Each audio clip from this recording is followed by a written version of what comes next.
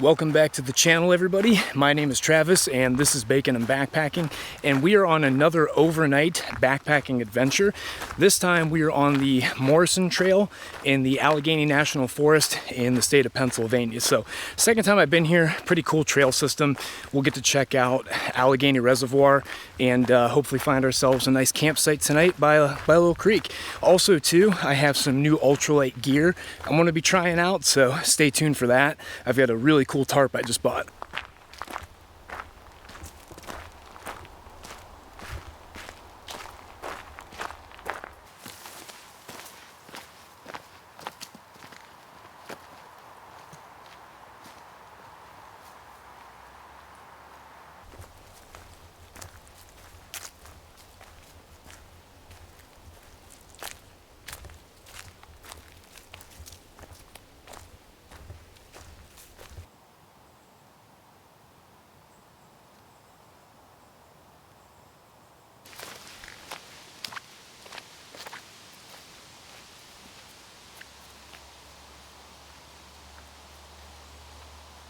Well, I mean, we're only about a mile or so in, but so far it's been a pleasant little hike.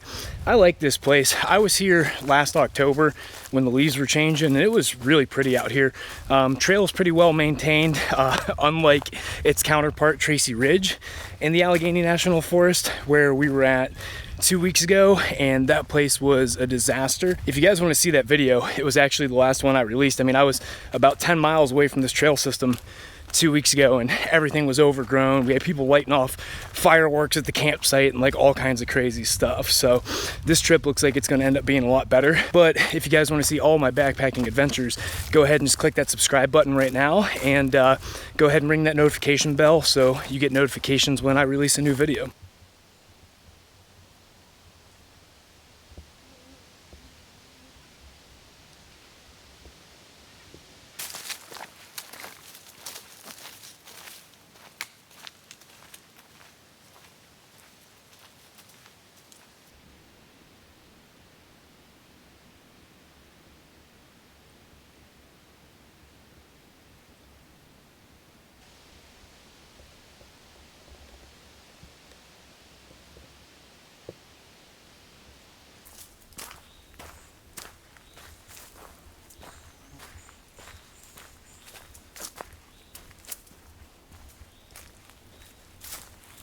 So I've been, kind of hiking along and just thought about it. This is the first solo trip I've done in a while. I've been doing a lot more backpacking with like friends and then with Sarah than what I used to a couple years ago. A couple years ago, I used to go out almost exclusively solo, and I do really like having, the company of like friends and stuff like that. Like, it's a different experience, but every once in a while, it's nice to get back out and, be alone.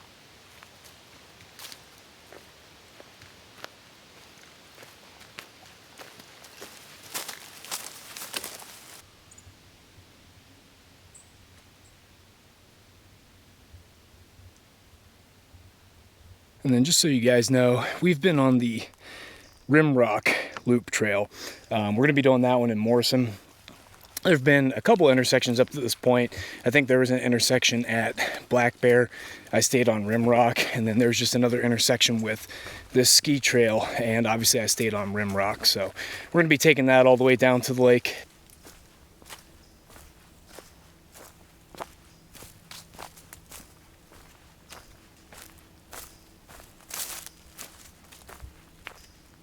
Well, we're about 3 miles in. If I recall correctly, I believe the lake is right about at the halfway point of this trail. I'm not really sure how much mileage I'm doing today. We're going to get to the lake at least, get some, shots of that. And then probably another mile or two past that, there's a couple of streams down that way. And I kind of wanted to camp, down there by one of those streams. So I have easy access to water, but, we'll kind of see what happens.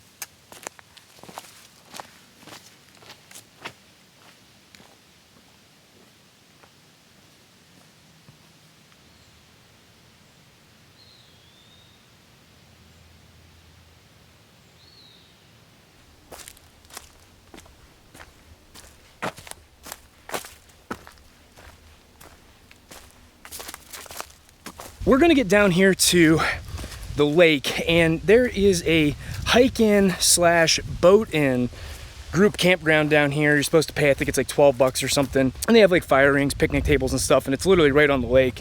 Considering that I was just in the Allegheny National Forest for my last trip, and it was the unfortunately the worst trip I've ever done in my life because of a group campground experience, very small percentage chance that I'm going to stay at the group campground. But the only thing that makes me a sucker for wanting to try is like a sunset out over the lake. You know, if by some miracle I get down there and it's just like backpackers or kayakers or something, and, you know, there's not people with like coolers and booze and, you know, a whole bunch of boats and stuff, then, you know, maybe. But if not, we're just going to go ahead and push a mile or two past that group campground and then stay along one of those small runs.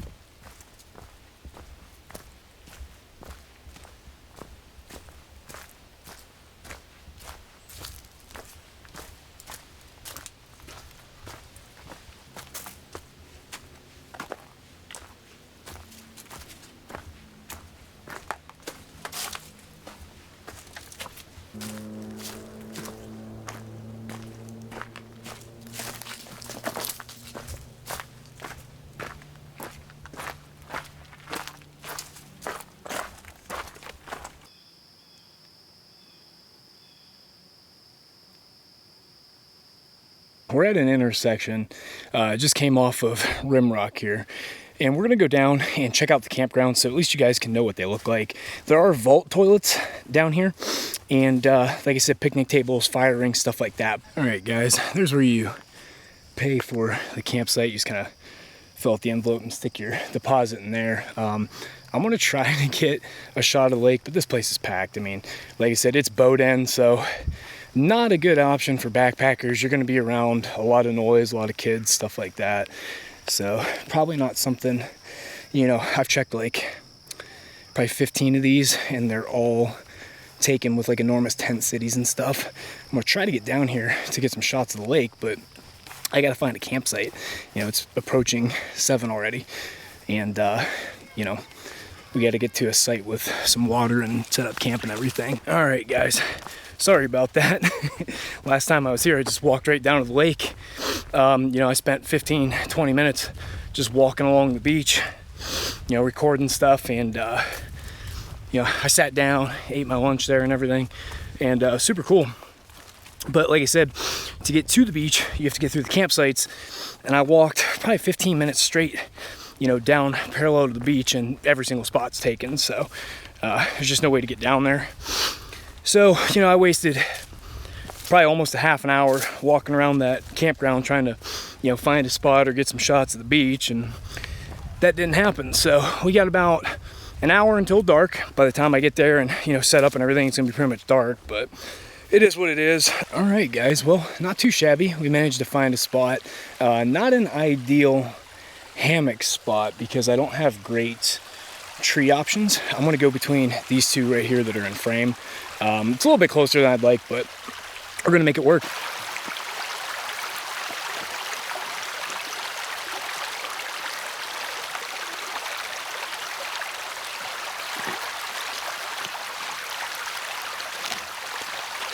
All right, guys, I think we have reached peak ultralight Chad. Okay, these are my new camp shoes. These are the Mayfly flip-flops. They literally serve one purpose and one purpose only, and that is to let you get your feet to air out at camp. They work for that. You know, this is the second trip I've used them for. They literally just attach with like some shot cord and like some Zingit or something like that. They're a little bit more durable than I thought they might be. I just wanted to give them a shot because obviously I like carrying, as light a gear as possible. And I guess I'll keep bringing them, for a 1.8 ounce weight penalty.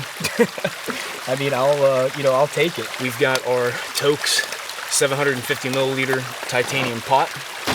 I only bring one container with me. Don't really, need anything more than that. BRS 3000 stove, things like 15 bucks off of, Amazon or something like that. Obviously, we've got our fuel canister here. So we're gonna go ahead and put this bad boy on. This thing's nice for, the fact that it, only weighs 1 ounce. I got a Cliff Bar that it was supposed to be a snack that I didn't eat on trail. And then tonight, we have a Peak Refuel. This is one of my favorites.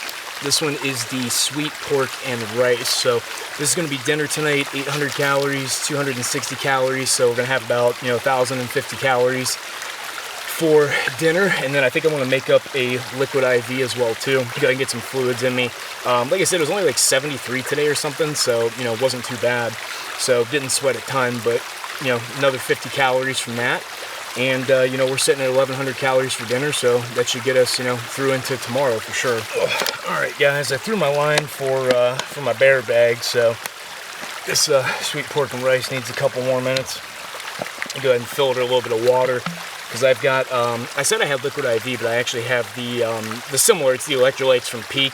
I'm really stoked anytime I'm beside running water, because, I sleep with a fan on and stuff. I have my whole life. So it really helps to, have some sort of noise, because the forest is really quiet tonight. It was a little bit breezy earlier, but it just completely died down in about the last 2 hours. We're not completely alone. There is a couple off camera, probably about 200 feet that way, but I mean, they're, they backpacked in here, so as usual, they're plenty respectful.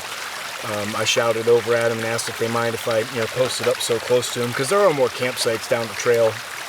If they were trying to be completely alone, I'd have kept moving, but they were cool with it. I think it's time to tear into this sweet pork and rice here. Dude, I'll tell you what, as far as, freeze-dried meals go, if you guys have been around for a while, I rant and rave about the Peak meals, but, I get a lot of first-time viewers and stuff, so, when it comes to the freeze-dried meal, guys, I think, like, Stowaway Gourmet might actually be, like, the overall best tasting.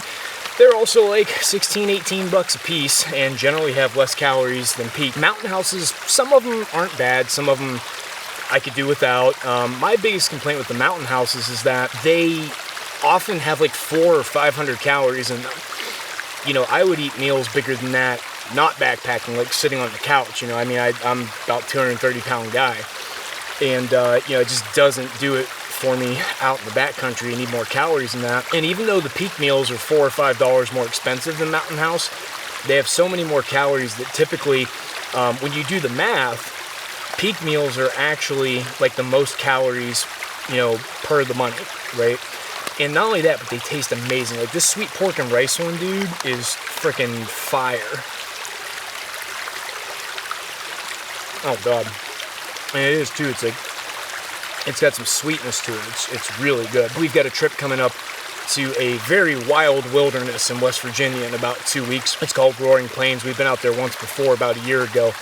Supposedly it's one of the most pristine wilderness areas east of the Mississippi. So we'll be doing some bushwhacking and stuff, seeing some amazing mountain views. So if you guys are new to the channel and you're seeing this video with, not a ton of, vistas and waterfalls and stuff like that, you're definitely going to want to sub, because here in a couple weeks when I release that video, you're going to want to get out there for yourself, trust me. I'm going to tear into this, guys, and then to be honest with you, I'm probably going to sit here and just kind of stare at the creek for a little bit, hang my food bag, and I think we're going to turn in fairly early tonight.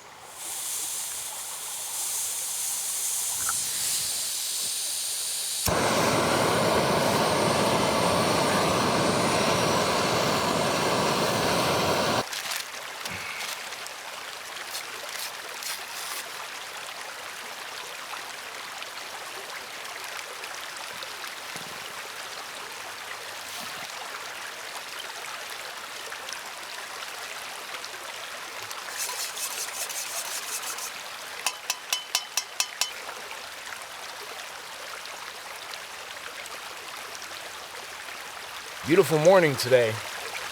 Kind of did a little bit of a silent intro to the morning section of the video. Yeah, let me know down in the comments whether you like the kind of silent intro to the morning. I thought it was kind of cool. But anyways, we got some new instant coffee. Usually I'm a taster's choice kind of guy, you know, only the finest coffee here on Baking and Backpacking, everybody. But I have some Starbucks, I think it's called Via instant coffee, so trying that out.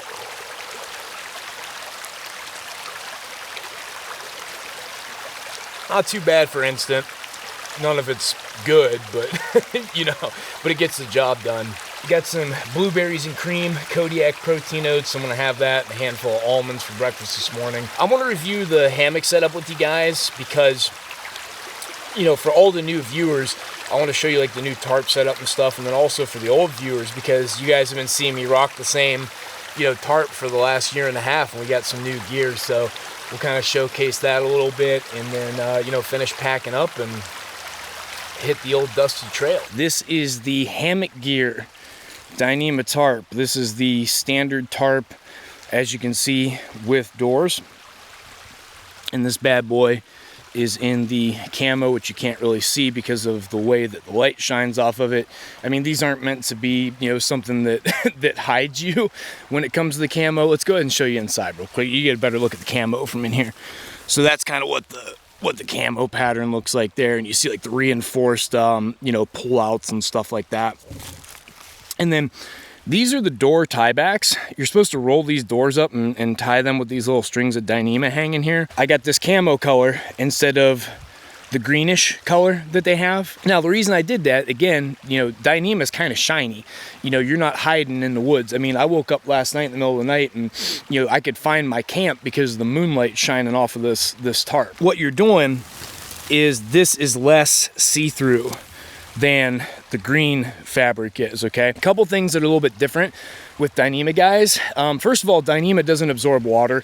So like, yeah, cool. I saved a half a pound, you know, by switching to this. But I already had a really light, you know, setup anyways. I mean, my base weight's under 10 pounds, you know, even with the old tarp. This one drops me by another half a pound. So that was one reason. But I didn't spend $430 on a tarp just for that. So the cool thing that I like is on your multi-day trips, you know, the sil poly, sil nylon, those tarps will absorb water. So if it rains, you know, some of that liquid will stay, you know, in the tarp. And the first thing it does is it makes it heavier, right? Because now there's water absorbed into the material. And the second thing that happens is, you know, it's just wet. And now you have to deal with, you know, how you want to pack and store that and stuff if you're on a multi-day trip. Dyneema, you don't have that problem. Dyneema physically cannot absorb water. So Dyneema tarp's going to stay dry. It's not going to get heavier when it rains. Dyneema does not sag or stretch, okay? Now, it can be a good thing and a bad thing. So obviously it's a good thing because it'll keep your, you know, your setup looking crispy, but it can be a bad thing if it is super windy, because if there is no flex or play in the system, and you get high winds, you could tear out these, you know, guy out points on a $430 tarp, and we don't want to do that. So there's a couple things I did. So I've got this shock cord built into my guy lines here to allow this thing to, you know, get longer and shorter. So I have that. Yeah, here's a better example. See, this one's still got some play in it. So it's got all that room that it can flex, so it doesn't, you know, tear out that guy out or anything. I actually attached a loop of shock cord here to the D-ring there, okay? So that way this thing, it can flex, you know, left and right. So anyways, guys, we're definitely going to go way more in depth into this tarp in a future episode for sure. But so far I really like it, and you know, it's super lightweight and looks super cool. So it's about time to, I think, go into another gear video here in the next couple weeks.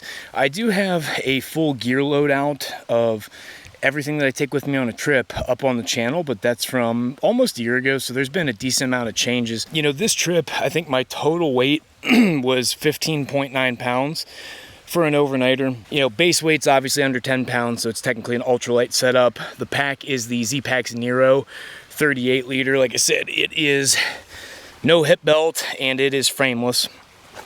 So when you're carrying that little amount of weight though, doesn't matter. But anyways, guys, I think it's about time to hit the trail. All right, everybody, so we are Oscar Mike for day 2.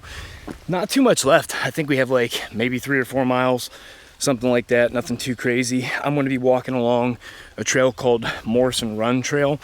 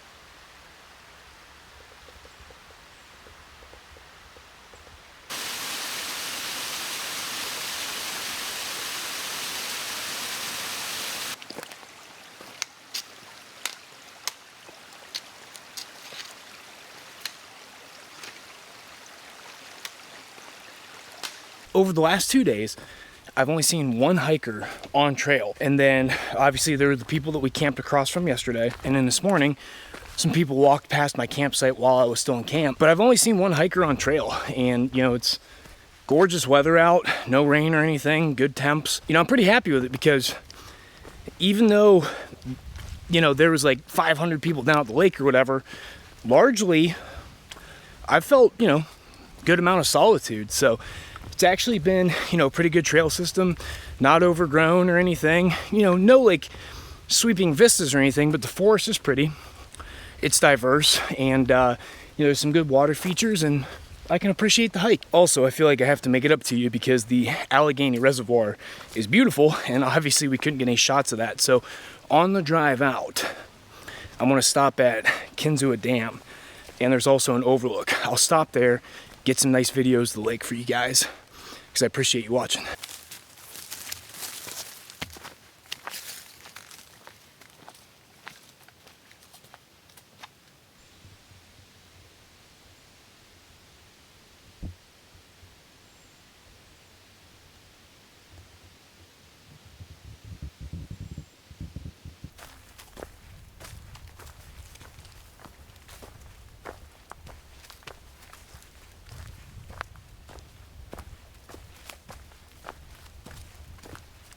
All right, everybody. Well, I think it's probably about time to wrap this thing up. We're probably, you know, about a mile from the car or something like that. So I just wanted to thank everybody once again for, you know, tuning in. Without you guys watching, there is no baking and backpacking. So appreciate you tuning in. You know, if you like the content, go ahead and subscribe. Give the video a thumbs up. It helps me get circulated in the algorithm. Coming up on 2,000 subscribers here, so pretty excited about that. So every single one helps. I've started doing a couple of different things, guys.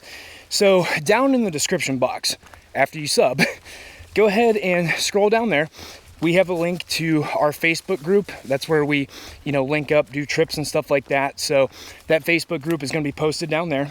I also have a link to my lighter pack list. So every single piece of gear that I brought with me on this trip will be posted in that lighter pack link. And then also, guys, I'm starting to look at, you know, I'm saving my GPX data for the hike. And I've been trying to do a better job, you know, stopping and marking water sources and potential campsites and stuff like that. And, you know, I'm looking at posting those things down in the description box as well too, to help you out if you want to do your own trip out here. So as always, guys, thank you so much again, and we'll see you in the next one.